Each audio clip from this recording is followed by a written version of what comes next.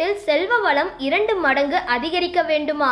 இவற்றை செய்திடுங்கள். இன்றைய காலத்தில் பலரும் எவ்வளவு உழைத்தாலும் பணம் கையில் நிற்க மாட்டேங்குது என்று புலம்பிக் கொண்டிருப்பர்.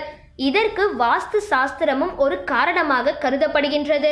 பொதுவாக வாஸ்துப்படி ஒரு வீட்டில் அனைத்து அமைய பெற்றாலே அந்த வீட்டில் நேர்மறை சக்தி அதிக அளவில் இருக்கும் என்று வாஸ்து சாஸ்திரம் கூறுகிறது.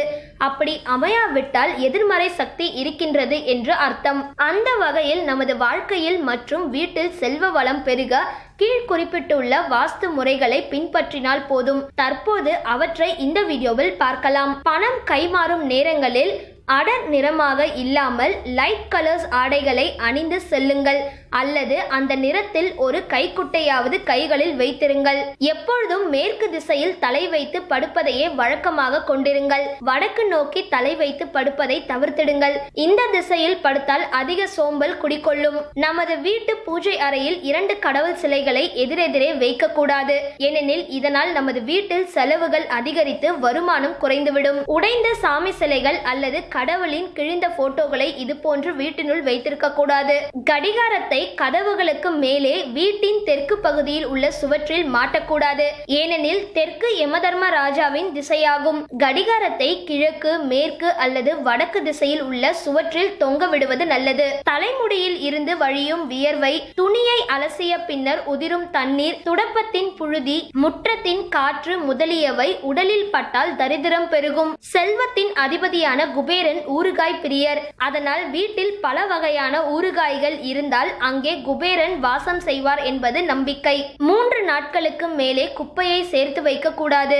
ஒரே ஆடையை அடிக்கடி அணிந்திருந்தாலும் செல்வ வளம் குறைந்திடும். உடுத்திய துணியை வீட்டின் கதவுகளில் தொங்கவிடக்கூடாது. வாழைப்பூ வீடுகளின் முன்பு அல்லது வியாபார இடங்களின் முன்பு கட்டி வைத்து வாரம் ஒரு முறை மாற்றி வர கண் திருஷ்டி அகன்றும் வியாபார விருத்தி அடையும். இது அனைவரின் பார்வைப்படும்படி இருக்க வேண்டும். வீட்டின் சுவற்றில் தொங்கவிடும் கண்ணாடி சதுரம் அல்லது செவ்வக வடிவில் இருக்க வேண்டும். அதே போல கண்ணாடியை வடக்கு கிழக்கு திசையில் வைப்பதே நல்லது. குறிப்பாக தரையில் இருந்து 4 முதல் 5 அடிக்கு மேல் கண்ணாடி இருக்க வேண்டும். பால், தேன், தாமரை, தானிய கதிர், நாணயங்கள் இவை லக்ஷ்மியின் அடையாளங்கள். குறிப்பாக வெள்ளி கிண்ணத்தில் நாணயங்கள் வைத்திருந்தால் செல்வம் செழிக்கும். இதனால் வியாபாரம் செய்யும் இடங்களில் வைத்திருந்தல் தொழிலுக்கு தடை நீங்கும், லாபம் கிடைக்கும். வெள்ளிக்கிழமை மாலையில் தாமரை வடிவிலான லக்ஷ்மி கோலம் போட்டு அதன் மீது 5 முக குத்து விளக்கை ஏற்றி வழிபட்டால் அந்த வீட்டில் லக்ஷ்மி வாசம் செய்வாள். வீட்டில் வாடிய செடிகள் இருந்தால் நல்லதல்ல.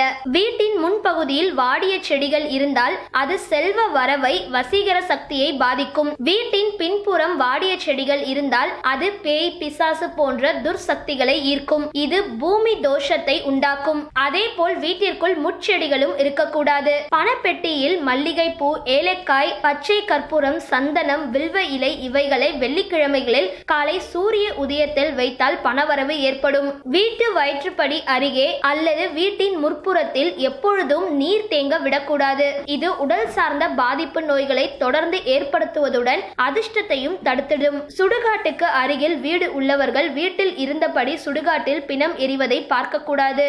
இது அக்னி தோஷத்தை உண்டாக்கும். இதனால் வீட்டில் உள்ள சுப தெய்வங்கள் வெளியேறும். வறுமை, அவமானம் உண்டாகும். பேய், பிசாசுகள் நம்மை பிடிக்க நாமே வழி அமைத்து தருவதாக அமைந்துவிடும். வீட்டில் 2 விளக்குகள் ஏற்ற வேண்டும். குத்து விளக்கு கிழக்கு முகமாகவும் துணை விளக்கு வடக்கு முகமாகவும் இருந்தால் நல்லது. வீட்டை செவ்வாய்க்கிழமை, வெள்ளிக்கிழமை துடைக்க கூடாது.